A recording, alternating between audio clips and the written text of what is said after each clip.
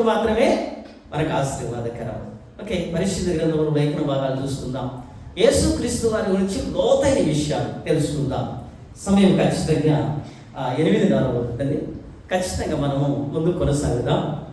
యేసుక్రీస్తు వారి గురించి లోతైన విషయాలు ఈరోజు తెలియపరచాలని దేవుడు ఇష్టపడుతున్నారు. ఈరోజు నేను కూడా ఈ యొక్క వాక్యాన్ని ధ్యానిస్తున్నప్పుడు నేను కూడా కొన్ని ఆశ్చర్యకరమైన విషయాలు నేర్చుకున్నాను. కనుక మీకు కూడా నేర్పించాలని వచ్చాను. మిమ్మల్ని గదించే వారికి కాదు కానీ, బుద్ధి చెప్పడానికి కాదు కానీ, మనమందరము జీవితకాలం అంతా నేర్చుకునే వారిమే. యోహాను రాసిన సువార్త 8వ అధ్యాయము 53వ వచనంలో ఒక మాట ఉంది. 8వ అధ్యాయంలో 53వ వచనంలో యేసుక్రీస్తు వారి గురించి ఒక మాట ఇక్కడ మనకు కనబడుతుంది. పేజీ నెంబర్ 89వ పేజీ నెంబర్ చూస్తే, మన తండ్రి అయిన అబ్రహాము చనిపోయిన కదా, నీవు అతని కంటే గొప్పవాడవా? నువ్వు అతని కంటే గొప్పవాడవా? ఇప్పుడు ప్రశ్న, నువ్వు అతని కంటే గొప్పవాడవా? శాస్త్రులు, పరిశీలు యేసుక్రీస్తు వారిని పరిశీలన చేస్తున్నారు, పరీక్షిస్తున్నారు. ఏమి పరీక్షిస్తున్నాడు? మన తండ్రి అయిన అబ్రహాము చనిపోయిన కదా, నువ్వు అతని కంటే గొప్పవాడవా? గొప్పవాడవా? యేసుక్రీస్తు వారితో మాట్లాడుతున్నప్పుడు ఇంకా ఎక్కువ చూస్తే కనుక, నీకు గట్టిగా 50 సంవత్సరాలు కూడా లేవు. నీకు గట్టిగా 50 సంవత్సరాలు కూడా నీ దగ్గర లేవు. నువ్వు అతని కంటే గొప్పవాడవా అంటే యేసుక్రీస్తు వారు ఏమంటారంటే కనుక, నేను అబ్రహాము కంటే ముందున్న వాడిని. చబలబడి ఉన్నామని ఖచ్చితంగా నేను అబ్రహాము కంటే ముందున్న వాడిని. 2024 సంవత్సరాల క్రితం వచ్చిన దేవుడు కాదు. 2024 సంవత్సరాల క్రితం వచ్చిన వాడు దేవుడైతే నేను విశ్వాసం ఉంచాను, నిజంగా ఉంచాను. అంతకుముందు ఎవరు లేరు అనుకుంటా. దేవుడు ప్రత్యక్షంగా నేను అబ్రహాము కంటే ముందున్నవాడు అంటే కనుక, అబ్రహాము చనిపోయాడు కదా, నువ్వు అతని కంటే గొప్పవాడేవా? ఎస్, గొప్పవాడినే అంటున్నాడు. నీ గట్టిగా 50 సంవత్సరాలు కూడా లేవు కదా, చూస్తే చిన్నవాడిగా కనపడుతున్నావు, యవనస్తునిగా కనపడుతున్నావు.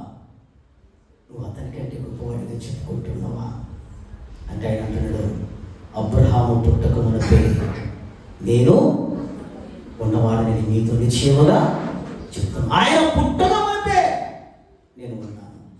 మాటలు కాదు కానీ వాక్యములు చూడాలా. ఆయన పుట్టక మునిపే నేను ఉన్నాను. ఆదికాండము 22వ అధ్యాయంలో మనం చూద్దాం. ఆయన పుట్టక మునిపే ఇలా ఉన్నాడా లేదా? ఆదికాండము 22వ అధ్యాయములో 22వ అధ్యాయము 10వ వచనం. ఆదికాండము 22వ అధ్యాయము. అప్పుడు అబ్రహాము తన కుమారుణ్ణి వధించుటకు తన చెయ్యి చాపి కత్తి పట్టుకొనగా, యెహోవా దూత పరలోకము నుంచి అబ్రహామా అబ్రహామా అని అతని పిలిచెను. అందుకతడు చిత్తము ప్రభువా అనెను. క్రైస్తవుడు హల్లెలూయా హల్లెలూయా, దేవునికి మహిమ కలుగును గాక. 22 మొదటి వచనంలో కూడా అంటున్నాడు, ఆ సంగతులు జరిగిన తర్వాత దేవుడు అబ్రహామా అని అతని పిలువగా అతడు చిత్తము ప్రభువా అనెను. మొదటి వచనంలో కూడా అబ్రహామా అబ్రా అని పిలిచాడు, చిత్తము ప్రభువా అనడు. 10వ వచనంలో కూడా అబ్రహామా అబ్రహామా అని పిలిచాడు. ఇక్కడ కూడా అబ్రహాం ఏమంటున్నాడు? చిత్తము ప్రభువా, చిత్తము ప్రభువా. మొదటి వచనంలో చిత్తము ప్రభువా, 10వ వచనంలో కూడా చిత్తము ప్రభువా. కానీ 10వ వచనంలో ఒక వ్యక్తి కనబడుతున్నాడు. పరలోకము నుంచి యెహోవా దూత మాట్లాడుతున్నాడు. ఇక్కడ ఎవరు మాట్లాడుతున్నాడు? 10వ వచనంలో పరలోకం నుంచి యెహోవా దూత. యెహోవా దూత, యెహోవా వేరు, యెహోవా దూత వేరు. యెహోవా అంటే యెహోవానే వ్రాయబడుతుంది, యెహోవా దూత అంటే యెహోవా దూతనే వ్రాయబడుతుంది. ఇక్కడ యెహోవా దూత మాట్లాడేటప్పుడు ఇక్కడ అబ్రహాము చిత్తము ప్రభువా అన్నాడు. చిత్తము ప్రభువా, చిత్తము ప్రభువా అని దూతలను ఎక్కడే కానీ పలికిన దాఖలాలు లేవు. ఒకవేళ దేవదూతలు ఉన్నారు. దాదాపు బైబిల్ గ్రంథంలో 300 మంది దేవదూతలు మనకు కనబడతారు. ఇంకా వేలాది మంది, కోట్లాది మంది దేవదూతలు ఉన్నారు. కానీ బైబిల్ గ్రంథంలో కనబడేది 300 మంది దేవదూతలు కనబడతారు. కానీ దేవదూతలకు ఎక్కడే కానీ నమస్కరించినట్లు, దేవదూతలను ఎక్కడే కానీ ప్రభు అన్నట్లు దాఖలాలు మనకు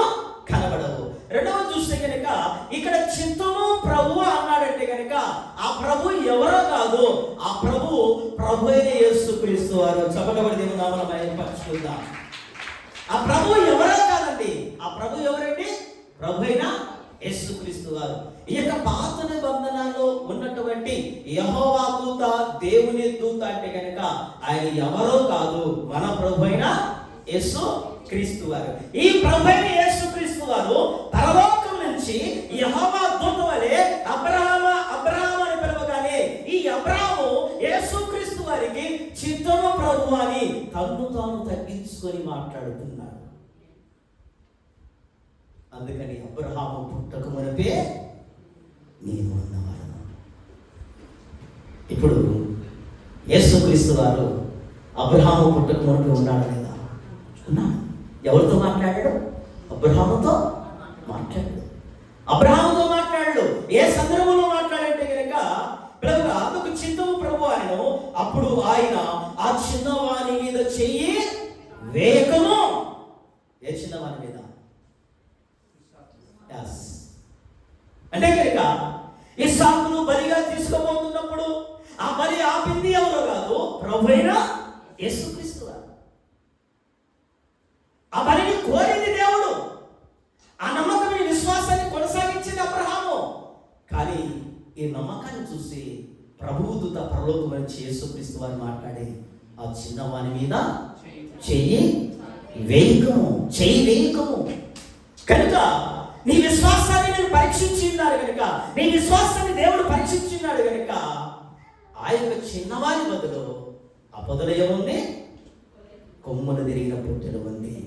దానికి మారుగా బలిని అర్పించు. అందుకని దేవుడు బలి అర్పణను కోరువాడు పరీక్షించుటగా మాత్రమే చేశాడు. కనుక మొట్టమొదటిసారి దేవుడు ప్రభు యేసుక్రీస్తు వారు అబ్రహాము అని పిలిచినప్పుడు చిత్తము ప్రభు అంటే కనుక ఆ చిన్నవాడి మీద చేయవేయకమని చెప్పి నడిపించినాడు. ఇదే చూస్తే కనుక 15వ వచనంలో మరలా రెండవ మారు కూడా అదే దేవదూత అబ్రహాముతో మాట్లాడుతున్నాడు. రెండవ మారు కూడా 15వ వచనంలో యెహోవా దూత రెండవ మారు పరలోకము నుంచి అబ్రహామును పిలిచి ఇట్లా నేను నీకు అక్కడై అయి ఉన్న నీ కుమారుని వెనుదీయలేదు. ఈ కార్యము చేసినందున నేను నిన్ను ఆశీర్వాదించి ఆకాశ నక్షత్రం వలె సముద్ర తీరం అందరి ఇసుక రేణు వలె నీ సంతానము నిశ్చయముగా విస్తరింపజేసేదను. నీ సంతతిని వారు తమ శత్రువులుగానే స్వాధీనపరుచుకుందురు. మరియు నీవు నా మాట వినినందున భూలోకములో జనములన్నీ నీ సంతానం వలన ఆశీర్వాదించబడిన నా తోడుగా ప్రమాణము చేసిందని యెహోవా సెలవిచ్చెను. చప్పట్లు కొట్టి దేవుని నామమున మహిమపరచుకుందాం. Praise the Lord. Hallelujah, hallelujah, hallelujah. ఇక్కడ చూసి చివరిలో యెహోవా సెలవిచ్చెను. మొదటిదేమో పరలోకం నుంచి యెహోవా దూత అబ్రహాము పిలిచిండు. చివరిగా చూస్తే కనుక ఈ యొక్క యేసుక్రీస్తు వారే ఈ పరలోకమున్న యెహోవా దూతే యెహోవా సెలవిచ్చి ఉన్నాడు. ఎవరి గురించి మాట్లాడుతున్నాడు? తండ్రి గురించి మాట్లాడుతున్నాడు. ఇక్కడ యేసుక్రీస్తు వారు కనబడుతున్నాడు, ఇక్కడ యెహోవా. అంటే ఇక్కడ అద్భుత కార్యము చేపించింది దేవుడు, చేయడానికి వచ్చింది యేసుక్రీస్తు వారు. చప్పట్లు కొట్టి దేవుని నామమున మహిమపరచుకుందాం. హల్లెలూయా, హల్లెలూయా. దేవునికి మహిమ కలుగును గాక. ఏమి ఆ అబ్రహాము యొక్క విశ్వాసాన్ని పరీక్షించింది యెహోవా. ఆ పరీక్షకు ఇక అక్కడ అద్భుత కార్యం చేయడానికి వచ్చింది ప్రభువైన యేసుక్రీస్తు వారు. అందుకనే యేసుక్రీస్తు వారు మాట్లాడుతున్నారు. రెండవ మారు యెహోవా దూత పరలోకము నుంచి అబ్రహామును పిలిచి ఇట్లా నేను ఏమంటున్నాడు? నీవు అక్కడ ఉన్న నీ కుమారుని నీవు ఇయ్యడానికి వెనుదీయలేదు గనక దేవుడు ఏమంటున్నాడంటే నిన్ను ఆశీర్వదించి ఆకాశ నక్షత్రం వలె సముద్ర తీరం ఇసుక రేణువుల వలె నీ సంతానాన్ని అభివృద్ధి చేస్తారని నాతో ప్రమాణం చేసి ఉన్నాడయ్యా. దేవుడు యెహోవా యేసుక్రీస్తు వారితో ప్రమాణం చేసిన విషయం అబ్రహాముతో చెప్పించాడు. అర్థమవుతుందా? ఇక్కడ యేసుక్రీస్తు వారు కనబడుతున్నాడు, యెహోవా కనబడుతున్నాడు. ఇప్పుడు యేసుక్రీస్తు వారు 2024 సంవత్సరాల క్రితం ముందున్నవాడా, ఇప్పుడు చిన్నవాడా? ఉన్నవాడు. అంటే ఇక్కడ ఇద్దరు కనబడుతున్నాడు, ఇద్దరు ఆశీర్వాదాలు కనబడుతున్నాయి. యేసుక్రీస్తు వారి అద్భుత కార్యము ఆయన రాకముందే అద్భుతాలు చేసిన దేవుడు. ఆయన రాకముందే అద్భుతాలు చేసిన దేవుడు.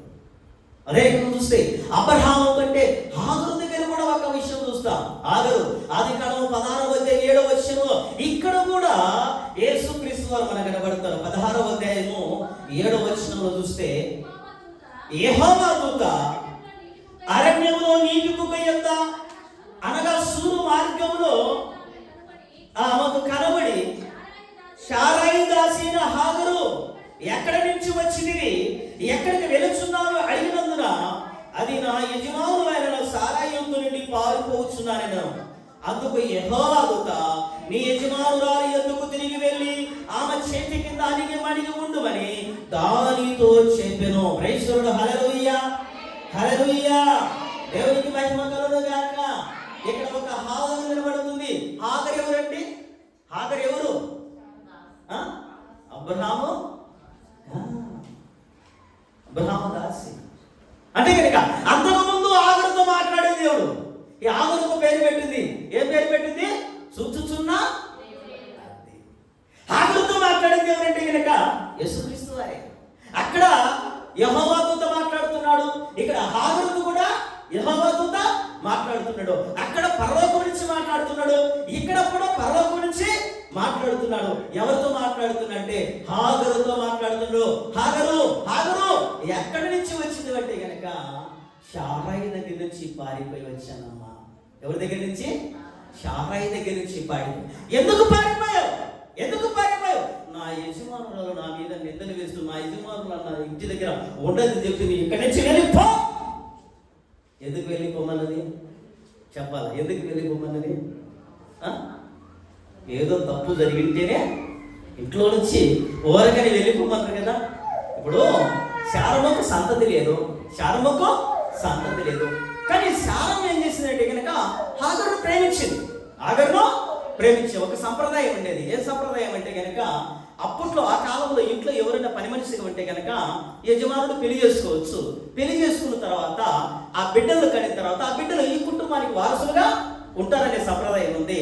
ఇప్పుడు శారమ్మ హాగరును ప్రేమించింది, ప్రేమించి పిలుచుకున్నది, తన భర్త దగ్గర పోమన్నది, పిల్లల్లో కనమన్నది. పిల్లల్లో కంటనే హాగరుకి ఏమొచ్చింది? పొగరొచ్చింది. హాగరుకి ఏమొచ్చింది?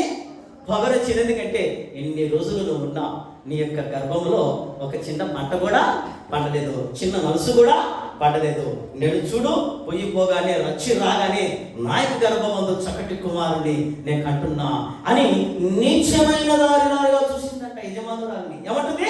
నీచమైన దారిగా చూసిందంట యజమానురాలు. ఎప్పుడైతే తన కడుపులో పంట పడుతుందో ఆ పంటను బట్టి, ఆ సంతానాన్ని బట్టి, ఆ ఆశీర్వాదాన్ని బట్టి యజమానురాలిని నీచంగా చూడడం మొదలుపెట్టినప్పుడు ఆ నీచత్వాన్ని తట్టుకోలేక యొక్క శారమ్మ ఏం చేసిందంటే కనుక ఇంట్లో నుంచి వెళ్ళిపో అని చెప్పిందంట. ఎప్పుడైతే యొక్క శారమ్మ వెళ్ళిపోమనగానే నేను ఏం చేసింది? వచ్చేసింది అన్నకి. ఆ వచ్చుట ఎవరు చూశారంటే కనుక ప్రభు యేసు క్రీస్తు వారు చూశారు. చూసి హాగరు ఎక్కడికి వెళ్తున్నామంటే నా యజమాని నన్ను ఇంట్లో నుంచి ఎంట్రీ వేసింది. అప్పుడు యెహోవా దూత చెప్తున్నాడు, నీ యజమానులు వారి దగ్గర నీవు అన్నికి అంది. నీ యజమానులు నిన్ను ప్రేమించింది, నిన్ను ప్రేమించే నీ ద్వారా పిల్లలు కనాలని చూసింది. ఆమె ప్రేమించుకుంటే కనుక ఆమె నీ దగ్గరికి తీర్చుకోదు. కనుక నీ యజమానులు ఒక మాట ఎక్కువన్నా ఒక మాట తక్కువన్నా దాన్ని భరించే బాధ్యత నీ దగ్గర ఉంటుంది. కనుక నువ్వు ఖచ్చితంగా అన్నికి మనిగి ఉండము అని చెప్పి కింద ఏమంటున్నాడంటే కనుక ఆమె చేతి కింద అనిగి మనిగి ఉండమని దానితో చెప్పాను. మరియు యెహోవా దూత నీ సంతానము నిశ్చయముగా విస్తరింపజేసేదను. చప్పట్లు కొడి దేవుని నామమున పట్టుకుంటా. నీ సంతానమును నిశ్చయముగా విస్తరింపజేసేదను, అది లెక్కింపలేనంత విస్తారముగని దానితో చెప్పెను. మరి యెహోవా దూత ఇదిగో యెహోవా నీ మాట ఆలకించెను. ఇప్పుడు గట్టిగా చప్పట్లు కొడి దేవుని నామమున పట్టుకుందాం. హల్లెలూయా, హల్లెలూయా. ఎక్కడ కూడా ఇద్దరు కనబడుతున్నారు. ఎక్కడ కూడా ఎంతమంది కనబడుతున్నారు? ఇద్దరికి గుర్తులు. ఒకరేమో యెహోవా దూత, రెండో వారేమో యెహోవా. ఎవరి మొర విన్నాడు? హాగరు మొర విన్నాడు. కానీ ఇక్కడ అద్భుత కార్యము చేయడానికి, ఇక్కడ బుద్ధి చెప్పడానికి, ఇక్కడ సరి చేయడానికి ఎవరు వచ్చారు? ప్రభు అయిన యేసుక్రీస్తు వారు పంపించాడు దేవుడు. యెహోవా దూతను పంపించాడు దేవుడు. హాగరును సరి చేయపో, హాగరుకు బుద్ధి చెప్పపో, హాగరు యొక్క ఏమి సమస్యను వినుపో, ఆమెకు పరిష్కారం చెప్పుపో అని చెప్పి యెహోవా ఏం చేశాడంటే కనుక ఈ యొక్క యేసుక్రీస్తు వారిని ఈ యొక్క దూతను ఇక్కడికి పంపించి చక్కగా మన బుద్ధి చెప్పి పంపించినట్లు చేశాడు. ఇక్కడ అంటున్నాడు, యెహోవా నీ మొర వినును, నీవు గర్భవతివై ఉన్నావు, నీవు కుమారుని కని అతనికి ఇష్మాయేలు అని పేరు పెట్టెదు. Praise the Lord. Hallelujah, hallelujah. దేవునికి మహిమ కలుగును గాక. ఇక్కడ చూస్తే కనుక మొట్టమొదటిగా ముస్లింల సంతానం ఎక్కడి నుంచి ప్రారంభమైందంటే కనుక ఈ అధ్యాయం నుంచే ప్రారంభమైంది. ఆ ముస్లింల సంతానాన్ని ఆశీర్వాదించడానికి ఎవరు వచ్చాడో? ప్రభువైన యేసు క్రీస్తు వారు వచ్చారు. ఆ ముస్లింల సంతానాన్ని దీవించడానికి దేవుడు వారిని దీవించినట్టు మనం చూస్తున్నాం. యెహోవా ఆయన ఆశీర్వదించిన మనం చూస్తున్నాం. నీ సంతానాన్ని విస్తరింపజేస్తానని చెప్పాడు. అక్కడ చూస్తే అబ్రహాము సంతానాన్ని విస్తరింపజేశాడు, ఇశ్రాయేలు వలె చేస్తాడు. ఇక్కడ చూస్తే ఆగరు సంతానాన్ని విస్తరింపజేస్తున్నాడు. నీకు విస్తారమైనటువంటి దీవెనలు కూడా నీకు కుమ్మరిస్తానన్నాడు. ఇట్లా చూస్తే అబ్రహాము సంతానాన్ని ఆశీర్వదించడం, ఇక్కడ చూస్తే ఆగరు సంతానాన్ని ఆశీర్వదించిండు. ఈరోజు మొట్టమొదటి ప్లేస్లో ఎవరున్నారంటే 750 కోట్ల మంది ప్రజలుంటే 350 కోట్ల మంది క్రైస్తవులు ఉన్నారు, 150 కోట్ల మంది ముస్లింలు ఉన్నారు. చప్పటబడి నామం పంచుకున్నా. ఎందుకు క్రైస్తవులు అధికముగా, ఎందుకు ముస్లిం అధికంలో ఉన్నారంటే అలనాడు ప్రభువైన యేసుక్రీస్తు వారు యెహోవా వారిని ఆశీర్వాదించి ఉన్నాడు కనుక ఈరోజు విస్తారమైనగా ఎంచబడుతున్నాం. అక్కడ చూస్తే అబ్రహామును ఆశీర్వదించిండు, ఇక్కడ చూస్తే హాగరు సంతానాన్ని ఆశీర్వదించిండు. అబ్రహామును ఆశీర్వదించిన దేవుడు హాగరు సంతానాన్ని ఆశీర్వదించిన దేవుడు ఈ రోజు మనం ఆశీర్వదించడం. మనకంటే ఏమి ఇప్పుడు పుట్టక మునిపే యేసుక్రీస్తు వారు పుట్టక మునిపే ఇంతకు ముందు దేవుడితో కలిసి పనిచేసి అద్భుత కార్యాలు చేసిన దేవుడు, ఆశ్చర్య కార్యాలు చేసే దేవుడు. మన పట్ల దేవుడు అద్భుత కార్యాలు, ఆశ్చర్య కార్యం చేస్తారండి. ఒక హాగరు దగ్గరేనా? ఇంకా చూస్తే కనుక ఆదికాండం 31వ అధ్యాయంలో చూస్తే కనుక అక్కడ యాకోబుతో కూడా కొన్ని మాటలు మాట్లాడిండు దేవుడు. ఆదికాండం 31వ అధ్యాయంలో మనం చూస్తే 31:10 మనం చూస్తాం. 31:10 అక్కడ కూడా కొన్ని విషయాలు మనం చూస్తాం. 31:10 మందను చూడుకట్టు కాలమున స్వప్నమందు కన్నులెత్తు చూడగా గొర్రెలను దాటు పొట్టేలు చారలైనను పొడలైనను మచ్చలైనను గలివాడిగా ఉండెను. మరియు స్వప్నమందు దేవుని దూత యాకోబు నన్ను పిలువగా చిత్తము ప్రభువా అని చెప్పెను.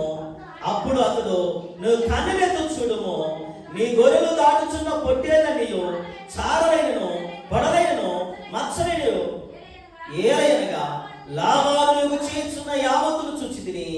నువ్వెక్కడ స్తంభం మీద నూనె పోసితివో అక్కడ నాకు మొక్కుబడి చేసితివో ఆ బేతేలు దేవుడును నేనే. చప్పట్లు కొట్టి దేవుని నామమున మహిమపరచుకుందాం. Praise the Lord. హల్లెలూయా చెప్దామా? హల్లెలూయా.